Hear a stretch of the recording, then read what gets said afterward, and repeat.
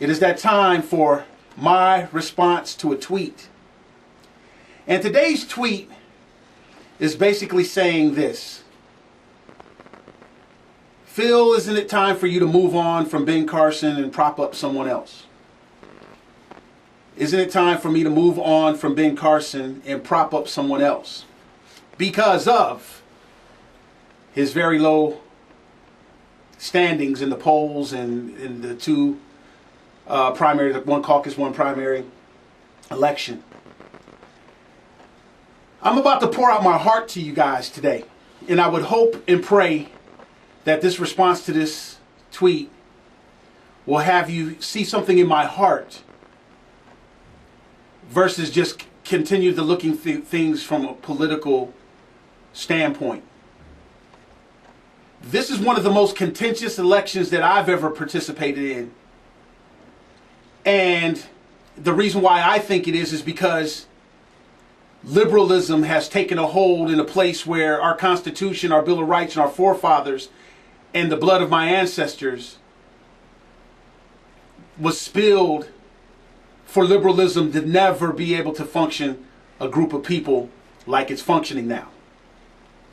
Liberalism is one of the most divisive things imaginable.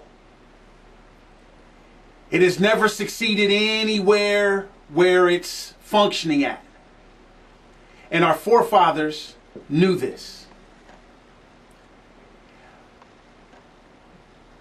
I'm not going to be racist, or I'm going to have to use race to be able to make my point, but I want you to please try your best to hear my heart. I am a black man that doesn't want any special privileges because I'm black. But the reality of my life is the reality of my life. I am a black man and I have black sons and I have black daughters. I want the best for my children just like anybody that's white wants the best for theirs. Now that I've established this black thing from that standpoint, now let me establish this. I am an American. I don't know anything else. I don't know nothing about Africa from that standpoint of living there. I know nothing about the black people that's my color down in South America or anything. I am an American, inside and out. I am also a Christian. I choose Jesus Christ as my Lord and Savior and all of the good and bad that comes with that. I don't even interpret it as bad. It's just a byproduct of me being a believer. It might not feel good, but I believe that my reward is on the other side of this not feel good. As an American that has a different color as other Americans, when I turn on my TV, I see some of the most disturbing things imaginable. I see the same things you do, but we might look at them from two different spectrums. Before I ever even got on PatriotInsight.com, I was functioning my life based on trying to be a solution to a problem that I see getting bigger and bigger and bigger on my TV. The problem that I see on this TV, the first 10 stories, I live in the Atlanta area, so the first 10 stories I see on TV are young black kids, male and female, that look just like my sons and my daughters, doing some of the most god-awful things imaginable. Not having any respect for themselves, not having any respect for their communities, not having any respect for authority, not having any respect for God in their actions. They might be young people that go to church just like we do, but when it comes time to functioning their life, they're functioning it something totally contrary to what I believe we're being taught in our churches. The disrespect level of our young people is through the roof. And I'm watching stories of people that look like me, not even remotely trying to do anything close to being American as Americans. I am watching them shoot each other. I'm watching them rob each other. I'm watching them rape each other. I'm watching them steal from each other. I'm watching them disrespect their mothers. I'm watching them, if they are interacting with their fathers, they're disrespecting them. But I'm watching a large part of them not interacting with their fathers. People who look like me. And Americans just like me. Sons and daughters just like mine. Then I am watching this happen. And these excuses that are given to this happening is poor education, poverty, liberals running their government. I'm watching, for the first time in my life, I'm watching black people walk up and down the street talking about kill whitey. That can't fare well for anybody. It doesn't matter if they said whitey or homosexuals or atheists or Christians. Walking up and down the street advocating killing anyone should be a problem. But I'm watching kids that look like my sons and daughters and other people's sons and daughters being coached by liberalism into making this something virtuous that's going to achieve the justice that they feel. But they feel that they can create their justice if they have an injustice against someone else. Liberalism. People, understand this. Please feel my heart.